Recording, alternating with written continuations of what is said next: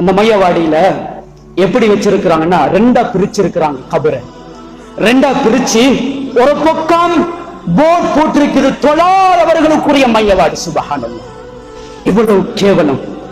தொழாதவர்களுக்குடைய மையவாடி. அன்பார்ந்த சகோதரர்களை நன்றாக புரிந்து கொள்ளுங்கள். தொழாதவர்களுக்குடைய மையவாடியில் உங்களையும் என்னையும் அடக்கம் செய்யப்பட்டால் எங்களுடைய நிலைமை என்னவாக இருக்கும்? இந்த சமுதாய முத்திரை குத்தி வெட்டு விடுவார்கள் நாங்கள் தொழாதவர்கள் என்று. சமூகம் துப்பும். சலாம் சொல்லுமா? சலாம் அலைக்கும் யா அஹ்லத்தியார் என்று சலாம் சொல்லுமா?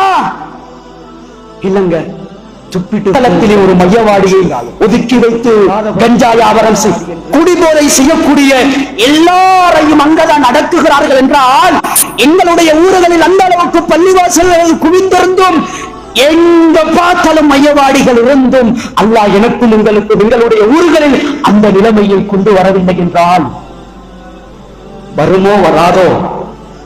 எங்களுடைய ஊர்கள்ல ஒவ்வொரு பள்ளிவாசலையும் பார்க்கிற நேரங்கள்ல நிர்வாகம் மாஷல்லா ஆரம்பத்துல செஞ்ச நிர்வாகத்தை விட இப்போ வருகிற நிர்வாகம் எக்டிவாக செய்யறாங்க. நிறைய இடங்கள் தாவா நல்ல இடத்துக்கு வந்திருக்கிறது. இனி வரக்கூடிய காலங்களில் இந்த சமுதாயத்துக்கு அழகான தலைமைத்துவம் ஒரு மையவாடியை, தொழாதவர்களுக்குரிய மையவாடி, பீடி சிகரெட் விற்கக்கூடியவர்களுக்குரிய மையவாடி என்று மையவாடியை ஒதுக்கினால் நன்றாக புரிந்து கொள்ளுங்கள் மக்களே. கஞ்சா வியாபாரம் செய்யக்கூடிய மிக கேவலமான தொழில் செய்யக்கூடியவர்கள் இந்த சமுதாயத்தில் இருக்குகிறார்கள். அவர்களுடைய ஜனாசா குளிப்பாட்டப்படாது, அவர்களுக்கு தொழுகை நடாத்தப்பட மாட்டாது.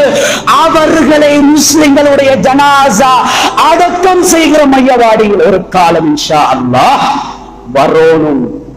நல்லடக்கம் செய்யப்பட மாட்டாது. இந்த சூழல் காத்தாங்குடியில வந்துட்டு, புத்தளத்துல வந்துட்டு, காலியில வந்துட்டு